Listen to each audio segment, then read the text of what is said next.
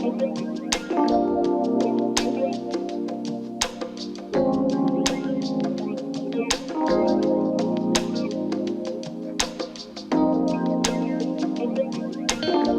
Andrew here, and I've got my good friend Adelaide, Boylan. We love to go on conferences together, but so we've done that once. It was good. It was great. It was fun. You may be able to check out our previous chat and debrief about the AMEE conference from last year, which I'll put up here. And then we have virtually attended some of the AMEE conference. The AMEE conference is the Association of Medical Educators of Europe. So it's the largest medical education kind of organisation in the world. Definitely dwarfs AMEE, and I think there's an American one which it also dwarfs.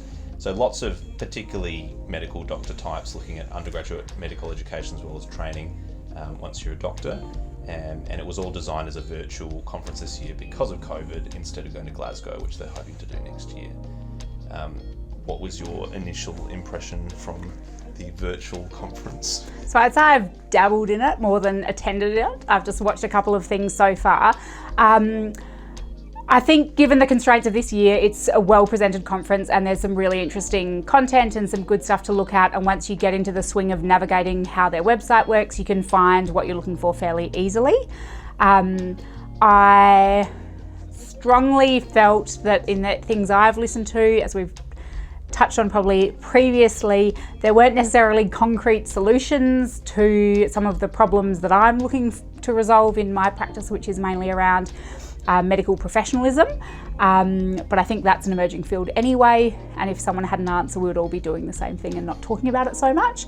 But I felt like the two presentations that I've listened to in detail really explored and articulated well some of the challenges we face in our daily practice and in the development of our content here at Adelaide Uni.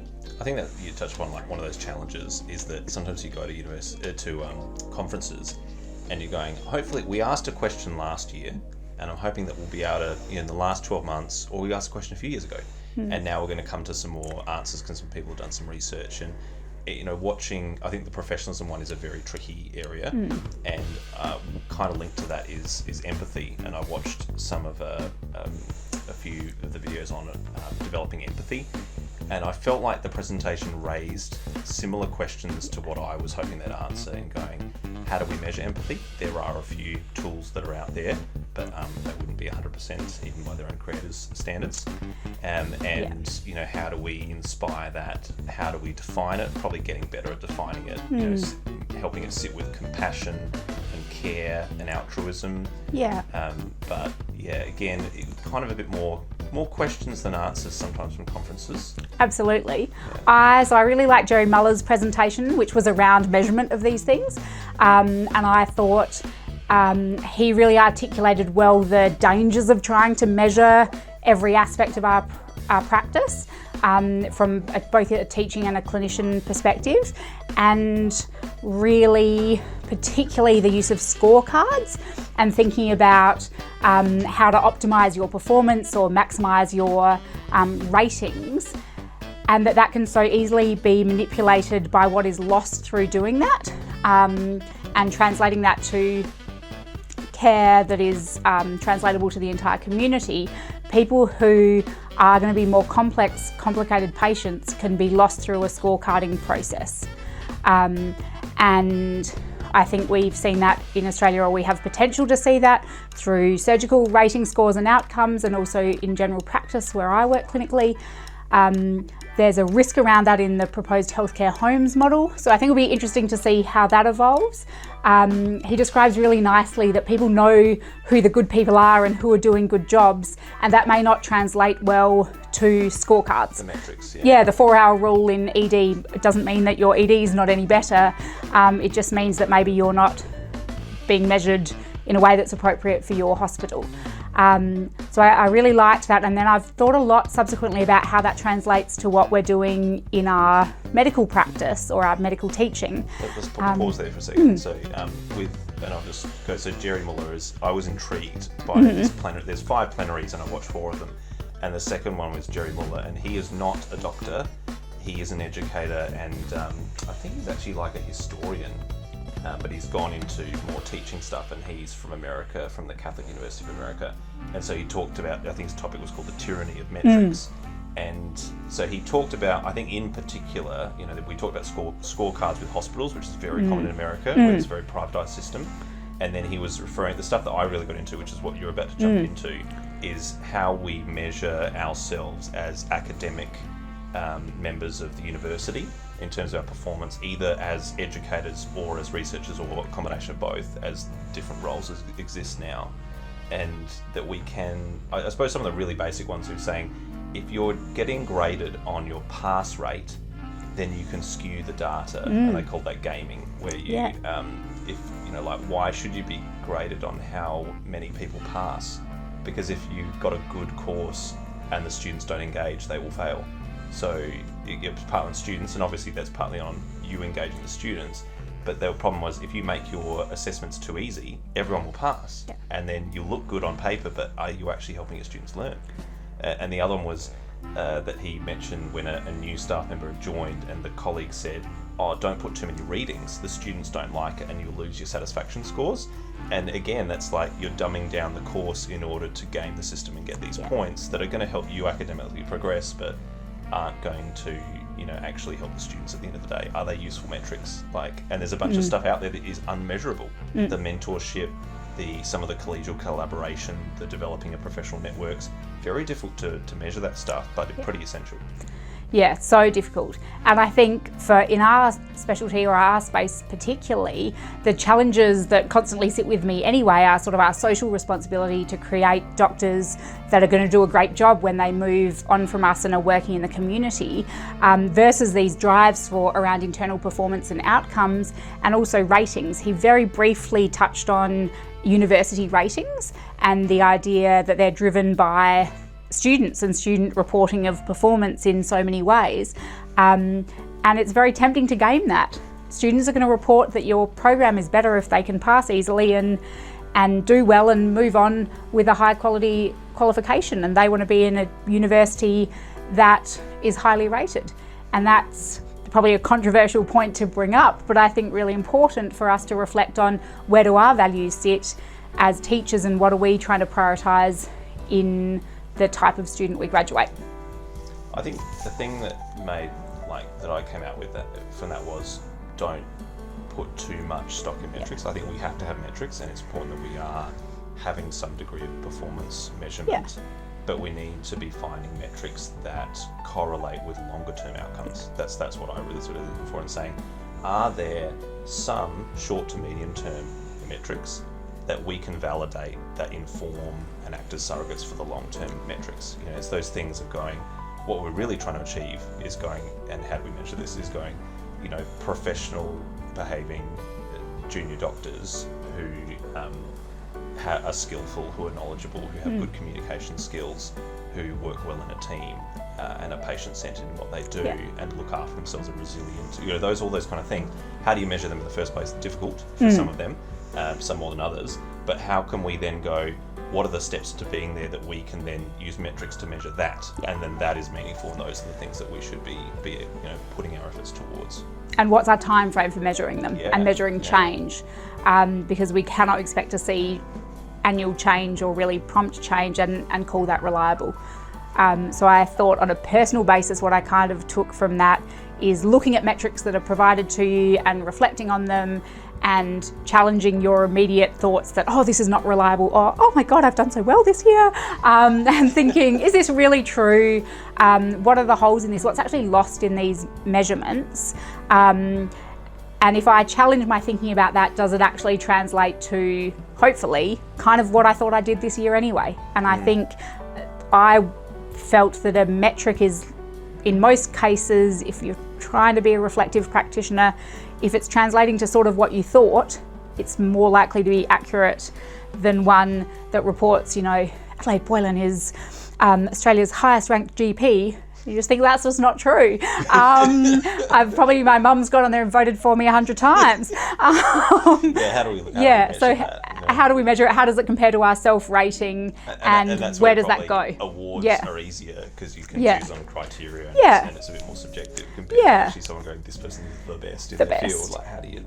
But then I thought Professor Muller's examples around cardiologists in the States were like, you are rated. Yeah, and I think the big thing they pointed out there was they're saying if you look at your complication and mortality rates with procedures, that some of these cardiologists were deliberately gaming the system by going, I'm just not going to do stents or pacemakers on patients that are high risk, even though they still probably warrant that procedure, but because it will make my statistics look bad. And that's where the metrics kind of can be bad, and we need to make sure that we're comparing apples with apples. I'm not going to put many readings because then my students will say my course isn't good, even though actually my course would be better if people were thinking. So it's translatable to so many aspects of our lives. That was probably one of the highlight talks, actually. Like, it was very challenging. Of the very few I've listened to, I thought that was the best. The other one that I've listened to, so therefore of the two that I've listened to, was Victoria Brazil from the Gold Coast, talking about teamwork and the culture of cool kids. So I thought that was quite a good presentation, and again drove reflection, but probably asked more questions than it answered. Not that doesn't make a helpful presentation. I think it's useful to challenge what we're doing and how we're operating just by reflection on processes.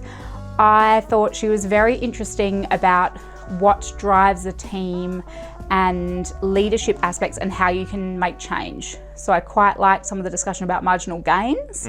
And I thought a really valuable point was her reflections on the people in the room at the time of an event are very unlikely to have been in exactly that room with that group of people before.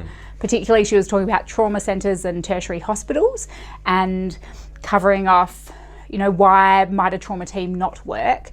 And even if everyone's trained beautifully and you've done compliance and you've retrained people, if that hasn't been as a group with a group desire to improve, you're less likely to have positive outcomes than if the change is driven from within that team. So sort of what I took from it was mandated training. And I think it seems fairly obvious. Mandated training is less helpful and less likely to drive gains than internally driven reflection and training and learning.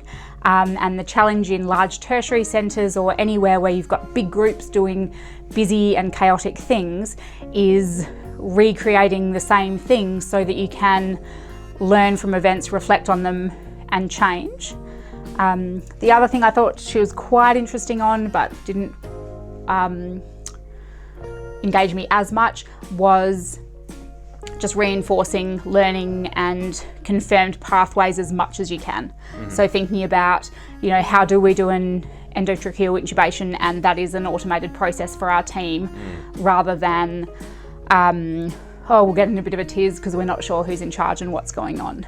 So I thought that was good to reflect on, but I think fairly obvious that if the more things you can automate, the more likely you'll be able to adapt to specific challenges. I like the emphasis, and you and I have both been involved in sim training at different times, and I think it was very a sim focused kind of thing that was a bit more critical care, but that's still applicable to a lot of areas. And I took away, like, the point that she kind of made from the start is, how do we improve together? And the issue is that you can have a bunch of talented individuals that know what to do, but actually in those complex situations, working together as a team is sometimes even more valuable than individual skills. And so we, with our sim training at the moment, both in the university and in the hospital setting, we have a big emphasis on training behaviours. You just go, you see that result, this is the right action to take.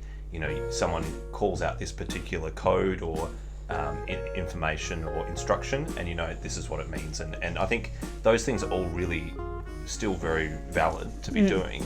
But her point was, if you can build the relationships there in that workplace, even for people that may not be on the same shift all the time, you're actually building a strong foundation that you can build on and learn together as a team and become even more effective.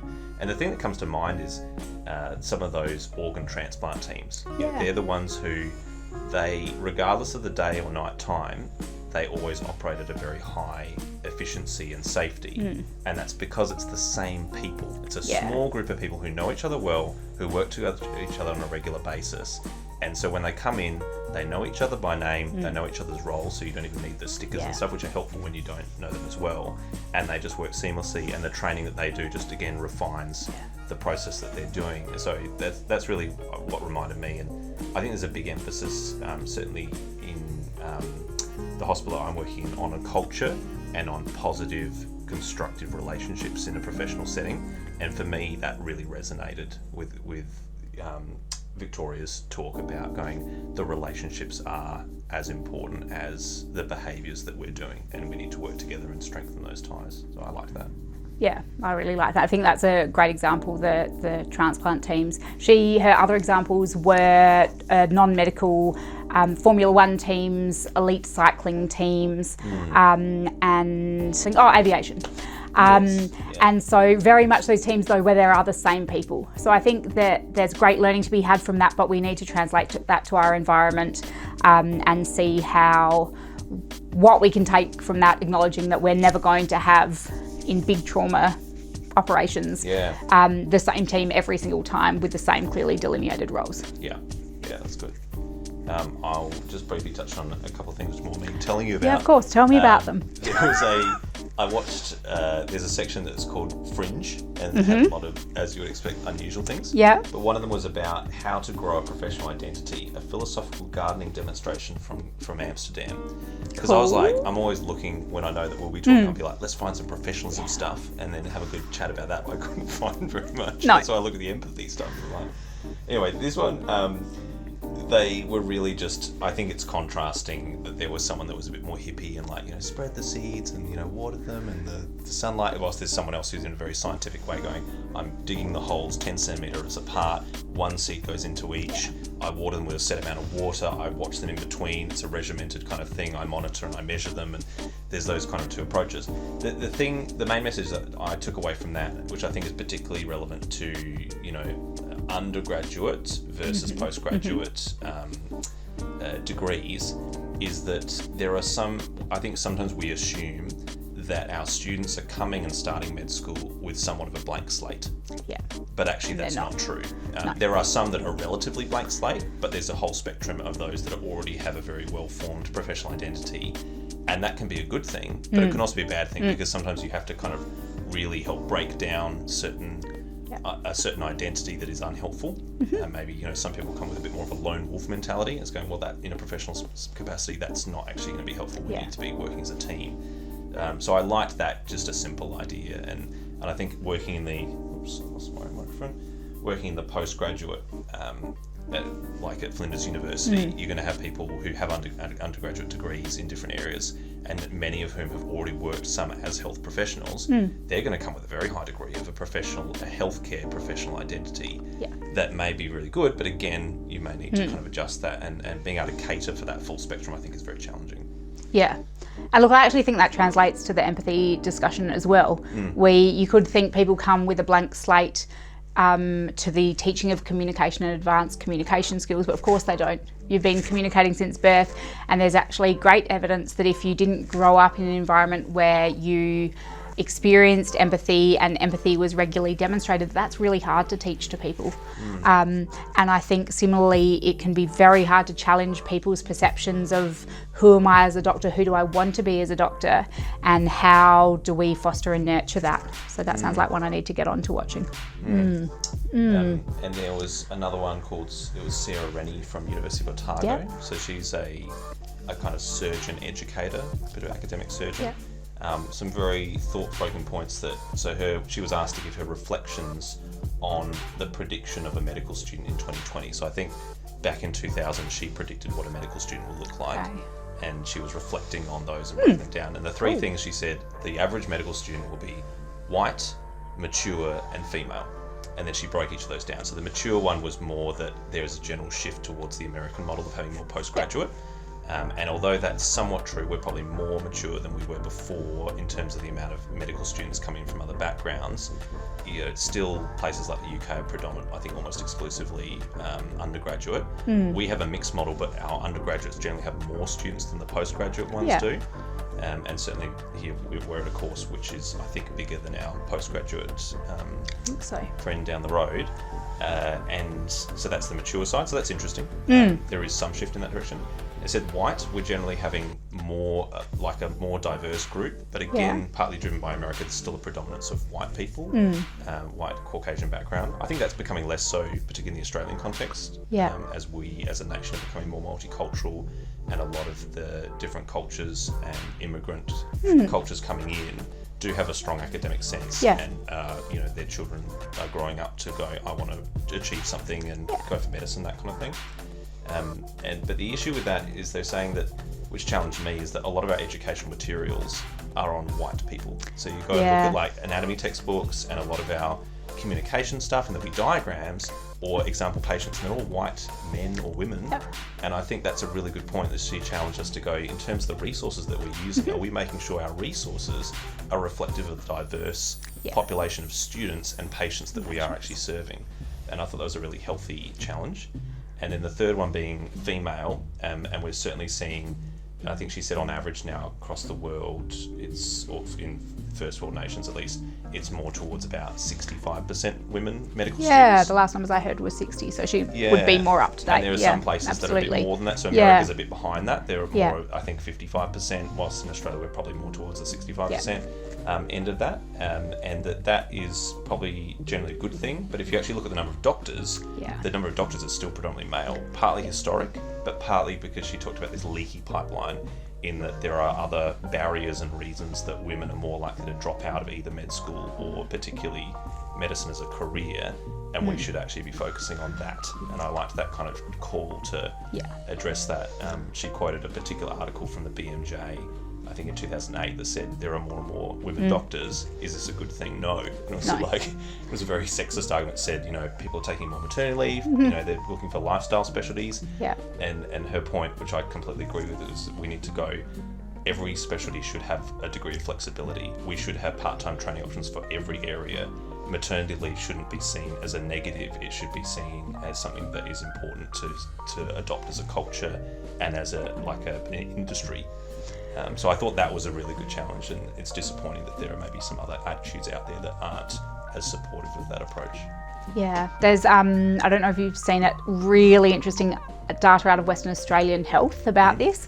So they, I'll send you the link so you can accompany it with this video. But they've done some extremely interesting modelling about their workforce needs and the gender disparity issues in their training workforce versus their working workforce, particularly in rural communities, and also workforce patterns. So it's not just gender, it's also about the fact that no one wants to work full-time as a doctor really anymore. Very few people want to be at 7 days on call, the sole doctor for a small town. Less attractive than it used to be. And amazing if you can find people who want to do that, but that would really narrow your margins of medical practice. And the steps that the Western Australian government are taking to try and address this, to create an environment that does attract people who will be able to sustain their workforce needs. So super interesting research coming out of there that's really translatable to our situation probably in South Australia. Yeah, cool. Well, I think I should watch Sarah Rennie and probably a few more of these things, then we should catch up again. Catch up again with some more. I'll try and dig and find some other bits and pieces that we can. Cool. Thanks for watching. Thanks for Thank you. No, thanks for having me again and for suggesting some things. That was great. See you again soon. Thank you. Bye.